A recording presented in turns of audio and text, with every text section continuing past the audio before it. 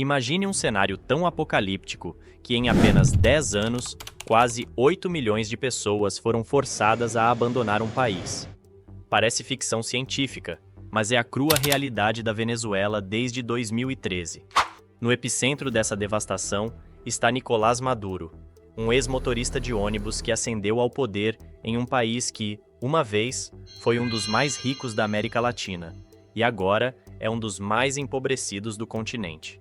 É quase surreal pensar que a Venezuela, na década de 1950, tinha o quarto maior PIB per capita do mundo e passou de uma era de esplendor para um caos absoluto de forma dramática. Agora, a situação está esquentando.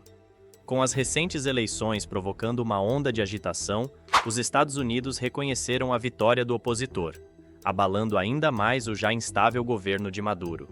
Será que estamos testemunhando o fim de Nicolás Maduro e do chavismo no poder? O que está reservado para a Venezuela? Haverá uma intervenção dos Estados Unidos? Fique atento, porque agora vamos revelar tudo. Quem é realmente Nicolás Maduro e o que levou a Venezuela a essa crise profunda? Pense num país que, de um dia para o outro, se afunda em um pesadelo absoluto. A Venezuela, uma nação que já foi a joia brilhante da América Latina, agora se encontra em um caos total. A pobreza não é apenas alta, é um tsunami devastador que varreu milhões de vidas. Alimentos, medicamentos e até itens básicos são luxos raros. E a situação só piorou. A pandemia de 2020 foi o golpe final em um país que já estava à beira do abismo. A falta de testes, a opacidade governamental e a repressão brutal AOS profissionais de saúde que tentavam soar o alarme, só aprofundaram a crise. A Venezuela, que outrora brilhava com o quarto PIB per capita do mundo nos anos 50, caiu do pedestal do luxo direto para o lixo. Como isso aconteceu? O início do colapso pode ser rastreado até 1999, quando um personagem marcante entrou em cena: Hugo Chávez. Chávez, com seu estilo carismático e sua retórica inflamável, governou a Venezuela com punho de ferro por cerca de 14 anos. Ele era tão dominante que, em 2002, quando enfrentou uma tentativa de golpe, o país viu o líder voltar ao poder em apenas 2 dias, tudo graças ao fervor popular. Mas a maré virou quando Chávez, enfrentando uma batalha perdida contra o câncer, começou a pensar em seu sucessor. O mistério do seu sucessor foi revelado em 2012, quando, surpreendentemente, Chávez escolheu Nicolás Maduro. Muitos esperavam que um militar mais impulsivo assumisse o comando temporário, mas Chávez optou por Maduro, seu fiel vice-presidente e ex-ministro das Relações Exteriores. Com uma amizade que datava de muito antes e sendo um dos poucos que conheciam os detalhes secretos do estado de saúde de Chávez, Maduro estava preparado para assumir. Contudo, mesmo sendo o tremendo chanceler elogiado por Chávez, sua trajetória estava longe de ser tranquila. E o caos só estava começando. Maduro enfrentou uma tempestade perfeita. A queda dos preços do petróleo, que antes sustentavam a economia venezuelana, mergulhou o país em uma crise profunda. Supermercados ficaram vazios, filas intermináveis se formaram para itens básicos, e muitos cidadãos foram obrigados a revirar o lixo em busca de comida. Menos de um ano após assumir, Maduro enfrentou uma onda de protestos massivos. E o que fez para se manter no poder? Utilizou todos os recursos do aparato que Chávez deixou. Milícias bolivarianas e forças militares foram lançadas nas ruas para esmagar os protestos com violência, resultando em mais de 270 mortes. A oposição foi duramente perseguida, com opositores presos e mandatos cassados. Com essas táticas brutais, Maduro ganhou as eleições de 2018 praticamente sem concorrentes, consolidando seu poder. Mas o drama não parou aí. Em janeiro de 2019, Juan Guaidó, líder da Assembleia Nacional e com o apoio dos EUA, se autoproclamou presidente, acusando Maduro de fraude eleitoral. A virada de jogo, o drama da Venezuela e as novas alianças Guaidó esperavam uma mudança de poder rápida e decisiva, mas encontrou um governo de Maduro ainda sólido e inabalável. As principais instituições do país permaneceram firmemente nas mãos de Maduro e seus aliados, enquanto a Venezuela afundava ainda mais na crise. No entanto, no início da década de 2020, a maré começou a mudar de forma dramática, e isso pode ser bom ou ruim, dependendo de quem você pergunta. Tudo começou a se transformar em 2022, quando as tropas russas invadiram a Ucrânia, resultando em sanções severas contra a Rússia. Com a Rússia sendo isolada economicamente, vários países se viram forçados a buscar novas fontes de petróleo. E adivinhe quem estava pronto para entrar no jogo? Sim, a Venezuela. Em 8 de março de 2022, uma reunião secreta em Caracas entre representantes dos EUA e membros do governo Maduro surpreendeu a todos, inclusive a oposição, já que os Estados Unidos ainda reconheciam Juan Guaidó como o presidente legítimo da Venezuela. O que estava em jogo nas negociações? Os Estados Unidos estavam prontos para aliviar as sanções que sufocavam a produção de petróleo na Venezuela. Em troca, Maduro teria que prometer eleições livres com a participação da oposição e liberar alguns presos americanos. Agora, você deve estar pensando: por que Maduro aceitou essas condições, sabendo que isso poderia significar o fim do seu governo? Vamos à resposta. Durante anos, a Venezuela se apoiou em países rivais dos Estados Unidos, como China e Rússia. A Rússia forneceu armas e a China fez grandes empréstimos para sustentar o regime de Maduro.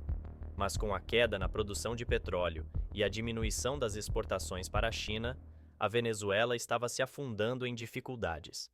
Quando as sanções contra a Rússia intensificaram com a guerra na Ucrânia, Nicolás Maduro enxergou uma oportunidade dourada.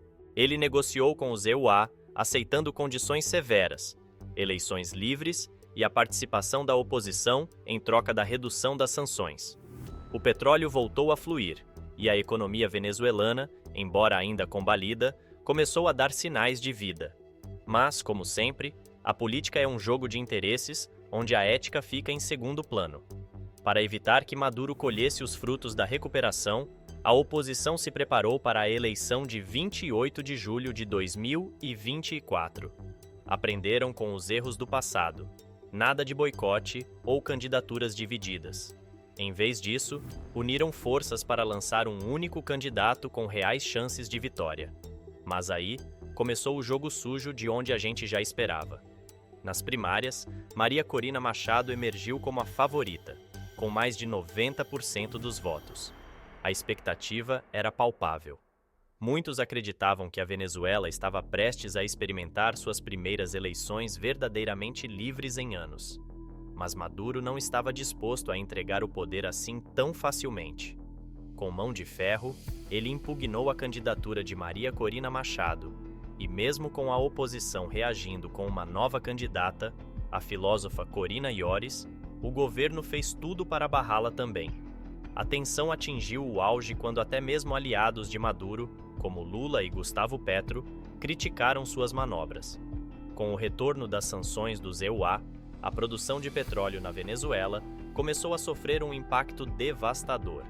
E como se isso não fosse o suficiente, a China, que antes era um pilar de apoio com grandes empréstimos, reduziu os pagamentos, deixando a economia do país à beira do colapso. Diante desse caos, Maduro foi forçado a uma manobra desesperada e aceitou Edmundo González Urrutia, um ex-embaixador quase desconhecido, como o principal candidato da oposição. González, um novato político, estava liderando as pesquisas com uma vantagem astronômica.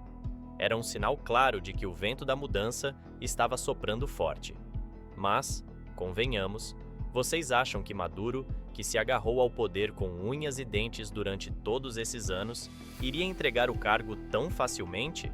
Claro que não! Maduro jogou pesado. Além de barrar candidaturas e lançar ameaças de invasão à Guiana para incitar o nacionalismo, ele fez um movimento calculado e ameaçou com um banho de sangue e uma guerra civil fratricida. En el siglo XXI depende de nuestra victoria. El 28 de julio.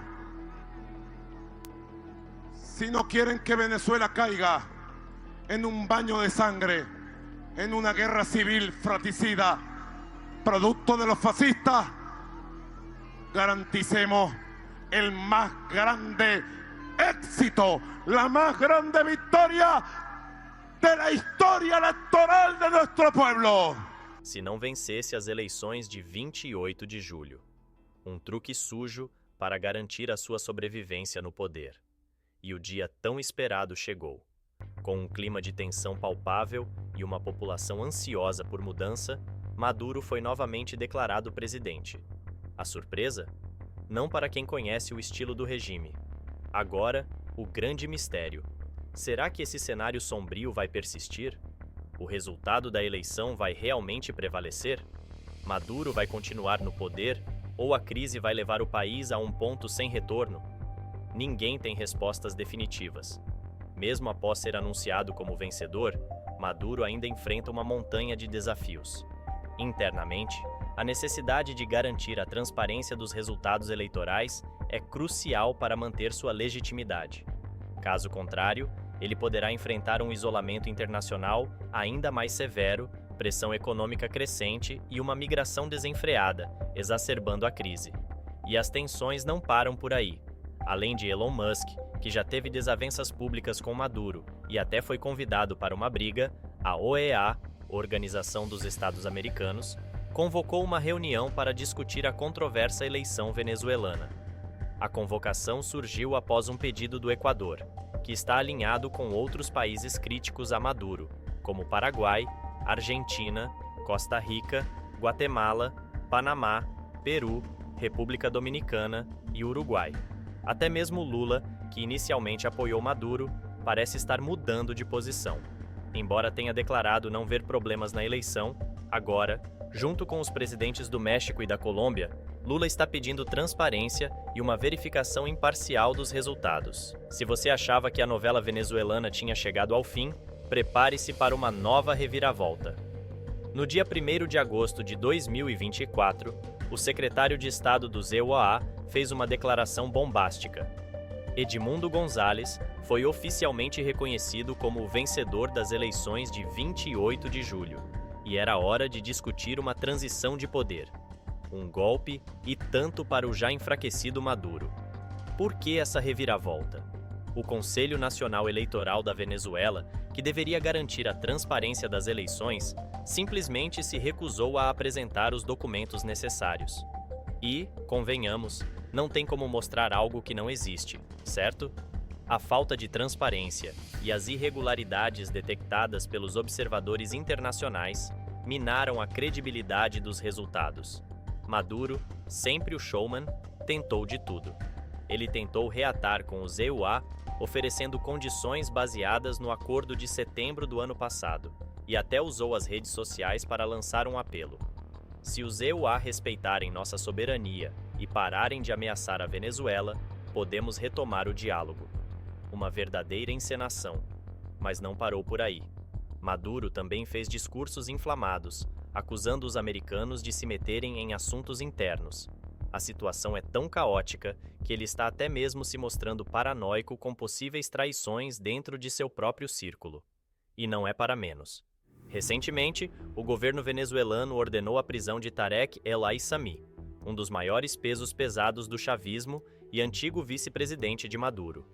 El Aissami, que foi responsável pela produção de petróleo, está sendo acusado de traição.